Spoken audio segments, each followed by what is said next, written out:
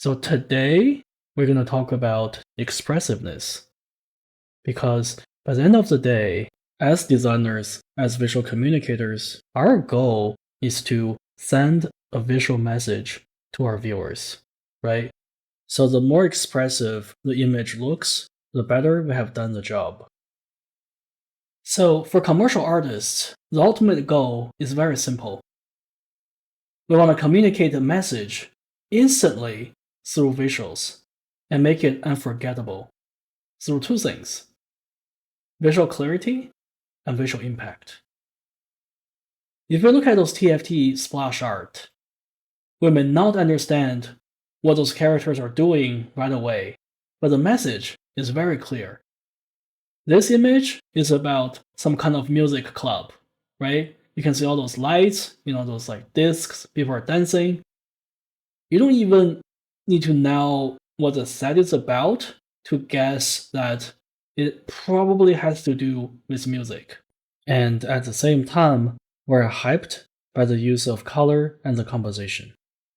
And for this one, there are so many whimsical shapes over here that are hard to recognize right away, but at a quick glance, you'll see Pengu dressed up as some kind of samurai. And here we can see some torii gates, and overall the color palette feels very Spirit Blossom.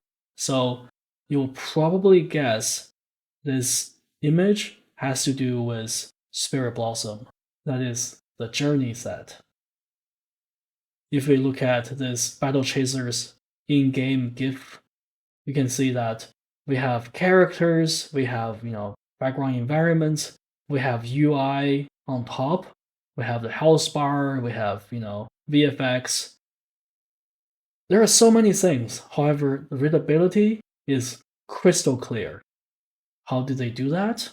Well, through visual hierarchy. You see how the background is kind of muted without too much contrasty details, and the characters have more contrast overall.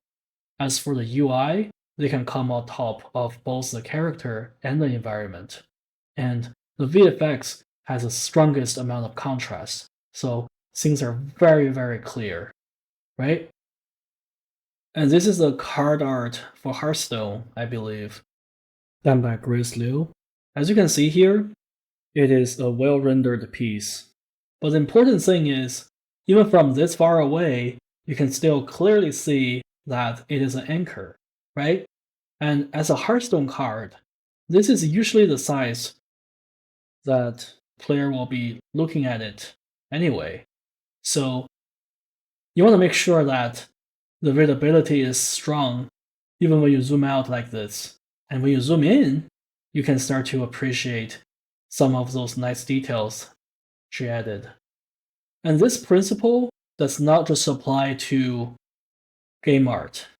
For graphic design or comic art, same thing happens, right? In this case, we have this girl dressed in some futuristic clothing, sort of hovering. She's sitting, but there's no chair. So you can kind of imagine this magazine is about some kind of futuristic fashion design stuff. At least that's a vibe I get. It's very clear, right? Over here, I can see a very clear silhouette of this guy, the Kingpin, I guess. And there's like a city as a silhouette in the background and the foreground to frame him. So without knowing too much about the story, I can kind of guess it's probably about this Kingpin guy running this city, being the crime lord, something like that. And over here, if you look at this product design, this is a table, right? We have the table, the chair, a planter right here. So it doesn't matter how much you want to push the shapes. You need to leave some basic components, such as a chair you can sit on, a flat surface where you can read a document or use your laptop or drink a coffee, and a planter where you can grow a tree. You need those basic components for this futuristic table so that people can look at this image and understand that this is a table, not something else, right? This one too, I don't understand what this building is for, but simply by looking at the silhouette of it, there are a lot of circular design, a lot of like long lines, and small windows everywhere, I can tell that is probably a futuristic building that has to do with science, or maybe it's a landmark of a city, something like that. The design is very simple and clear. I just need to look at this image for half a second to get the message. Okay, so let's begin with part 1, visual clarity. If it takes more than an instant for viewers to understand our visual, we haven't communicated effectively. And that is very true. How do we do that though? How do we communicate to our viewers within less than a second? Well, there are a couple of things to think about, and the first one is silhouette. We have briefly mentioned silhouette in lecture 1. We talked about the simpler the shapes are, the more visual impact they have, and the easier they are to be understood and memorized, right? Those two images, for example, our brains do not need to go in, look at the four colors, the faces, and then tell us those are cats. In fact, our brain can quickly look at the silhouette of it and instantly get the idea that we're looking at a cat in motion, right? And over here, we don't have to look at all those intricate details within to quickly understand we're looking at a photo of a clock tower, right? And as human beings, we're very good at reading other people's facial expressions by reading the shapes of their eyebrows, their eyes, their noses, their mouths. We don't need to think about what this person is feeling at the moment. We just need to take a quick glance and we'll get it right away. And precisely because silhouettes are so important, a lot of designers like to play tricks on our brains. For example, this bottle was designed to be the shape of a bird. And imagine if you have this bottle sitting among a number of different bottles that are regular shaped. This one will stand out instantly just because it's unique shape. Because again, we as humans will see other animals and humans right away in a lot of noise by looking at their silhouettes without a dot, So, when we were taking Design 101 as freshmen in college, we have all learned about sketching in silhouette, right? I have done pages and pages of those when I was a student at ALCAD, trying to design characters, props with silhouettes only. And obviously, different shapes will convey different feelings. For example, square shapes in design are usually related to very reliable, very tanky characters. A triangular shape usually relates to a very nimble character, like a assassin or maybe a mage. A character with a hunched back can give people the impression that it's kind of sad or evil, right? When you see a square shape like this, you can easily tell that it is about a tanky character, a knight or some kind of ogre, right? And when you have a character that's mostly using triangular shapes like this or this, then it is probably a character about agility or wisdom, like a mage or a clown. And you can easily use this idea to design other things other than characters, such as buildings.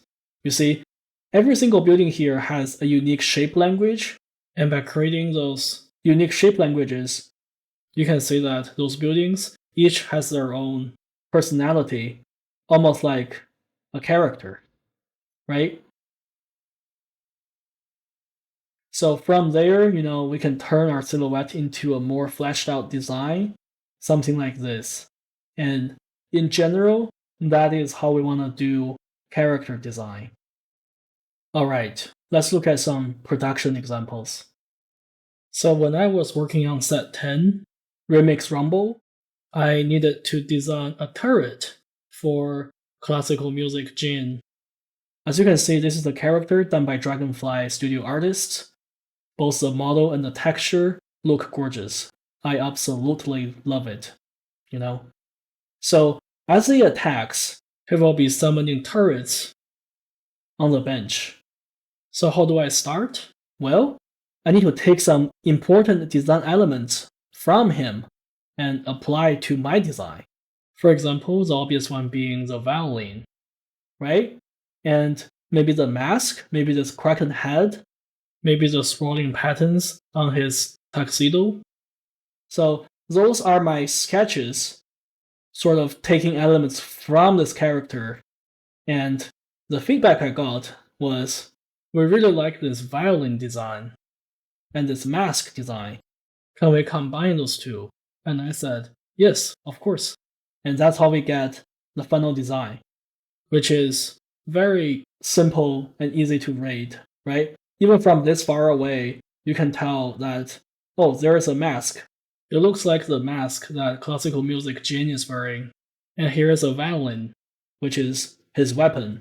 Okay, I get it. This must be something he summoned, right? And that's what visual clarity is all about. Here's another case study. I was working on the augment prop for set 11, which is a set about East Asian mythology. So I started by just testing out different shapes of clouds, scrolls, brushes, and maybe, different artifacts. Eventually, the team resonated with this one more. However, the design challenge was, because the set is more about this magical brush that Pengu has, we need to make it a little more prominent. And it's not that easy to pull off from this design right here, right? How do we accentuate the brush shape? Because, in this composition, the cloud obviously is more prominent. We can't just simply move this brush to the foreground, right? And the way I solved it was actually flipping this cloud shape upside down, turning it into an inkwell so that it naturally frames the brush, and that's how we get the final design of this. The key is to find an elegant and simple solution to communicate the visual information so that people can instantly understand what this is about. Okay? Not only for designing props, this principle applies to all kinds of designs. For example, for 3D plants, in the foliage and tile sets lecture, I mentioned that the gesture and the sense of flow should always be our number one consideration when we are designing any kind of foliage. We have to make sure they have elegant gestures and very interesting shape flow before anything else. And that is why you can see those water plants. Each has a unique gesture, right? Because that's the main focus. And over here, when I was doing this demo, I also paid a lot of attention to the gesture of it. As you can see, I turned the model into white and started to rotate it round and round in Maya to make sure I have a nice rhythm of straight versus curve, just like how I would design a character or a creature. It's the same thing. The interesting thing is, if you look at some Hokusai's artwork from 200 years ago, guess what? He was doing the exact same thing. You see how he simplified those dragonfly, the monkeys designs into very, very simple graphic shapes, and then filled in the details. That mentality is how we create design in modern days as well. You see, like those sketches he did, simplifying the cat, the squirrel, into very, very simple graphic shapes, and then fill in the details. That's exactly how we should be doing our stuff, okay? Something to think about. This is Japanese prints created in the 1800s, and they were already doing it.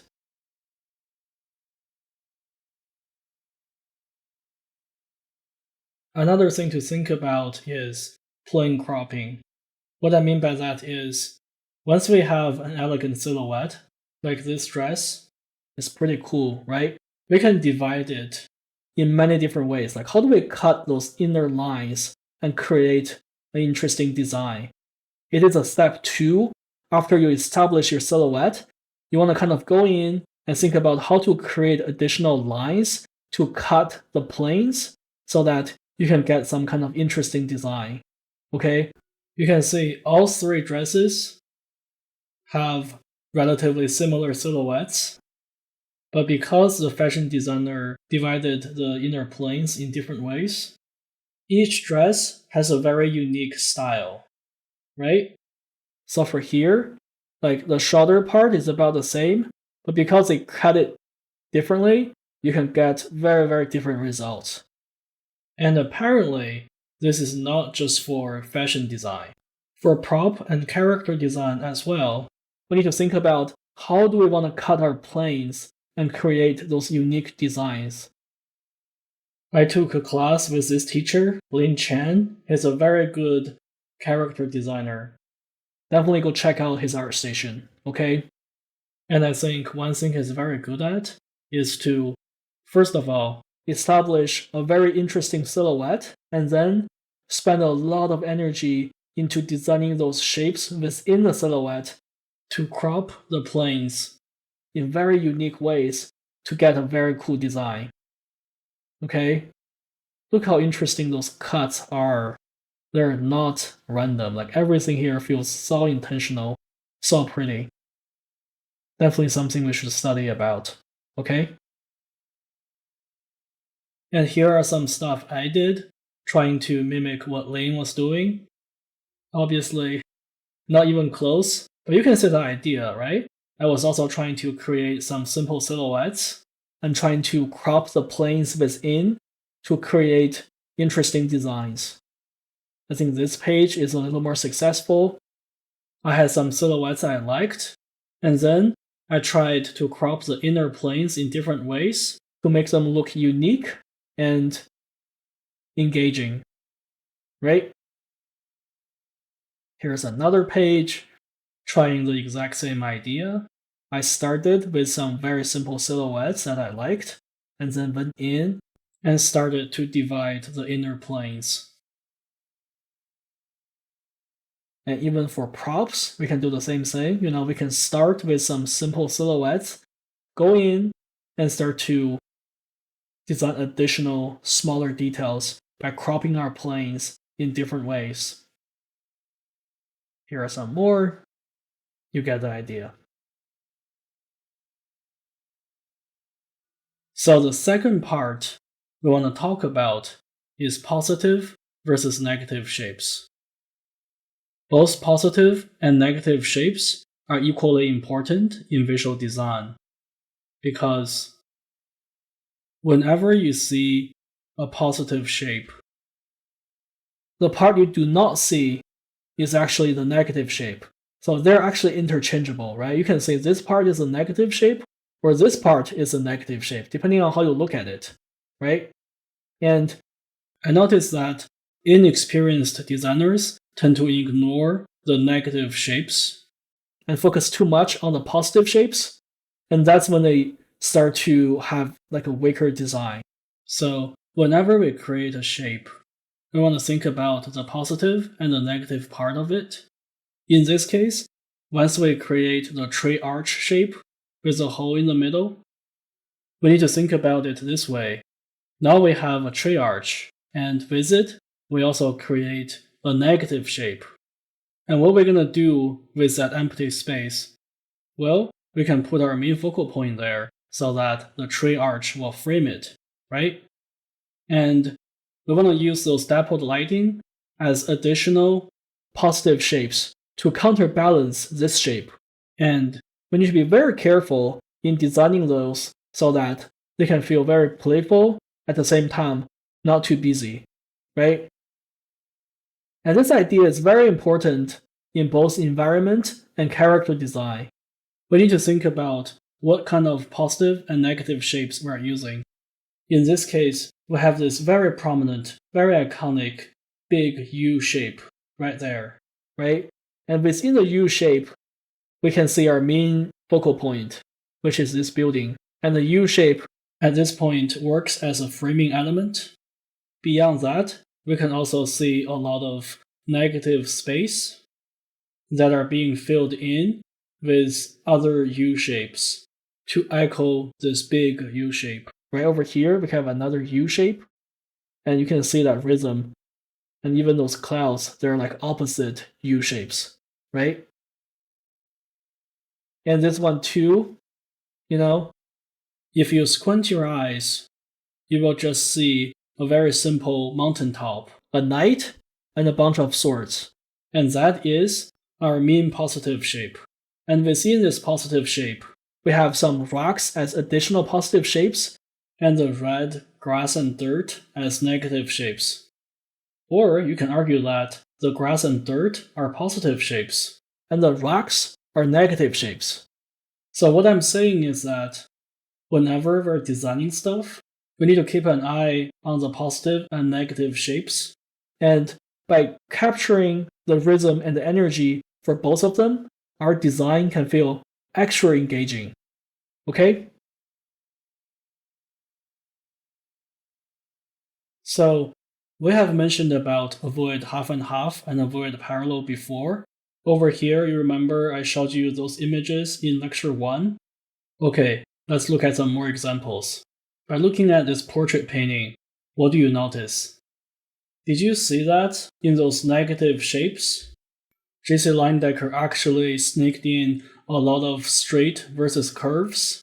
I have marked them out for you to see more clearly.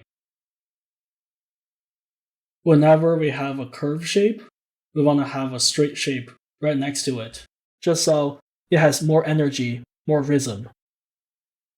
And this is something J.C. Leyendecker does a lot. Like I've been saying, like all the shadow shapes and light shapes in his paintings are carefully designed. Like what you see here. The positive and the negative shapes are closely working together in this composition, generating a lot of visual energies so that this character, even though it's just a simple person sitting there, has so much rhythm in it. Okay, that is a secret. You have to pay attention to both the positive shapes and the negative shapes to get cool designs like that. Look at all those positive curve shapes versus, this straight edge, which is like a negative shape. They're all interconnected and supporting each other. We have seen some of his work before. Cole Phillips is another great artist to look at. He actually took this positive versus negative shape idea to another level by intentionally erasing part of his subject's body as negative shapes to pop the positive shapes. Those erased parts, although they're invisible, they are still doing a lot of work in terms of generating visual flow, guiding the viewer's eyes, and popping the focal points. Right? Those designs are so brilliant, something we should all be looking at and thinking about. Another important idea to talk about here is windmill effect, and this has a lot to do with values. So over here, if we look at this windmill, it doesn't look that special, right? But did you notice for this sail, it is light against light? This piece is dark against light. This piece is dark against dark background. And this one is a dark sky against a white piece of sail. For those two pieces, they each has a unique contrast. And because of that, the negative and positive shapes become extra interesting. Here's another example. A lot of classical painters really like the windmill effect. For this white sail right here, you can see on the top it's dark against light, but over here it's actually light against dark, right? Dark against light, and light against dark. The wooden structure here is dark against the light sky. But over here, the wood is light, and the tree line is dark. To use the windmill effect effectively, we need to take light against dark, as well as negative and positive shapes into consideration, and try to combine them in unique ways to get creative lighting solutions. Like I've been saying, rendering is never about using a ton of gradients. Even with simply two different values, a dark value and a light value, we can get so much visual interest simply by managing the light shapes and the shadow shapes. We can create a variety of different types of light against shadow by applying the windmill effect while getting some interesting positive and negative shapes. This is a coworker I never get to meet. What I mean by that is, he was a WoW environment artist who left the team before I started there. But sometimes I will be opening his files and check out his textures just to study. His name's Justin Coons. Look him up. I don't think he has an Artstation account, but he has some really cool paintings on his personal website. And here we can see another great example of dark against light right here, and light against dark. So think about light shapes versus shadow shapes, as well as positive versus negative shapes. Those two concepts are related and can even be interchangeable in some cases. Here we have this very cute painting that I absolutely love. If you look at this chicken, over here we have light shapes against dark shapes, and over here we have dark shapes against light shapes, right? And here too, dark against light, and light against light, dark against dark. There are so many different types of contrast happening on the value structure of this chicken knight, right? And that is why we usually do not want to have our character against a simple bright or dark background, because that tends to make our character feel very flat, like a cutout. So next time, when you are working on a character or a prop, think about what kind of background to use, keeping the windmill effect in mind. And of course, when we are building foliage assets, negative shapes can be very important. Because when we are creating alpha cards, we need to really think about what kind of negative shapes we're introducing, so that when we are placing those alpha cards on the 3D assets, those negative shapes can work together and generate a lot of interesting visual rhythm. Here we have some great examples from, I think this is Servando Lupini, this is Matt Heyman, this is also Servando. Look at those plants, and think about how Servando used those negative shapes to generate interesting visual energy by planning out those straight versus curves. Okay? Those ones too. This is Marie. This is Gus Schmid. This is Mai. But yeah, a lot of positive and negative shapes. Alright, let's keep going. So the next topic to talk about is racial hierarchy, which is very important because if we want our viewers to understand what they're looking at, we need to establish some kind of racial hierarchy. In other words, we need to make sure our main focal points, secondary and tertiary focal points are very clear in our images. Okay? Like in this example, if you look at those drawings by Russian academic artists, you can see instead of render out all the details on the full figures, they focused on the face and the hands, which is the main focal point and the secondary focal point, right? It's the same strategy here, the face, and then the hands, and maybe then the left feet, right? You don't want to draw out everything, because by doing that, your viewers will have a hard time to know where to look at. Okay? And here are some drawings done by my teacher, Luc Demachelle. As you can see, he's very good at using black and white to establish racial hierarchy. Like in this image, it's very clear that this is the main focal point, right? And in this case, when there are so many chaotic elements in the shot, you can still clearly see the girl and the fireplace are the main focal point. Because of the visual hierarchy he established, all the hanging stuff are framing elements to pop this part right here. And this one too, very clear. He used lighting and also like a bunch of framing elements to really showcase the vampire girl. I forgot her name. Also, if you look at the contrast over here versus everywhere else, you can see how this part is being popped by quite a bit, being the main focal point, right? This image too, it's super simple, but still you have a very clear establishment of main focal point. Over here, we have some Mobius pieces, and the cool thing about Mobius is that he's very good at using very iconic shapes to establish a main focal point. So when you look at his work, it's very mesmerizing, and there is no mistaken where you should be looking at, right? Mobius wandered through the desert of Mexico when he was young, and that was his original source of inspiration for creating those vast desert landscapes that look so cool and otherworldly as well. Let's look at some sketches I did for Kaltiras. In the planning stage of the expansion, we were thinking about what kind of terrain shape we should be using for the zone. So I did a lot of black and white sketches, trying to focus on different mountain shapes instead of rendering everything out, which is pointless because we're not going to shape those sketches. I was testing different layouts while trying to establish different visual hierarchy so that the team can take that as an inspiration to build up the terrain. Eventually, they picked this one.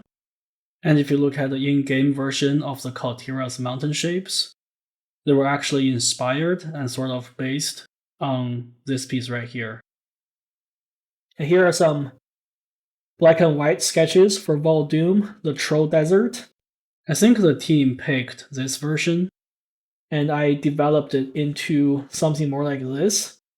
So the final color palette and some of the shape languages of the zone were based on this image right here. Let's keep going. So color hierarchy is another thing we want to think about. Sam Nelson has a great class on schoolism called Color and Light. I highly recommend you to go over there and take it if you can, because a lot of Blizzard and Riot artists have learned so much from this guy. Sam is a teacher at BYU, Brigham Young University, and he's like the Hokage of hand-painted art, who has taught Tyson Murphy, Chris Hayes, and a number of other Blizzard and Riot artists. Very impressive. So let's analyze his painting style. Well, apparently, he has a huge focus on materials. He did a top-tier job on capturing different materials on whatever subject he's rendering, and in addition, he's also paying a lot of attention to his colors. I really like the way he handles colors. They're simple, down to the earth, but just by putting those punchy colors in the right places, his paintings have a special kind of charm that I'm really drawn to, And also, we can establish visual clarity by establishing the sense of depth. Let's look at some Rob Ruppel artworks. Rob is an art director in Naughty Dog.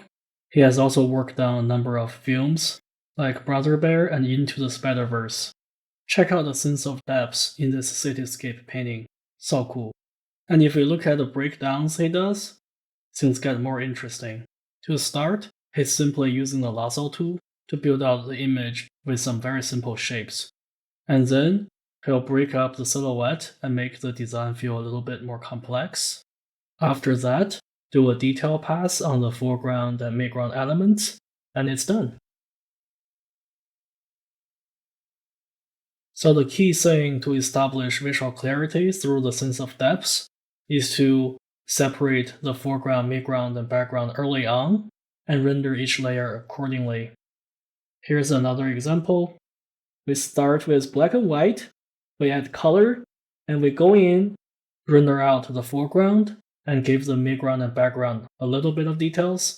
It's simple, but very effective.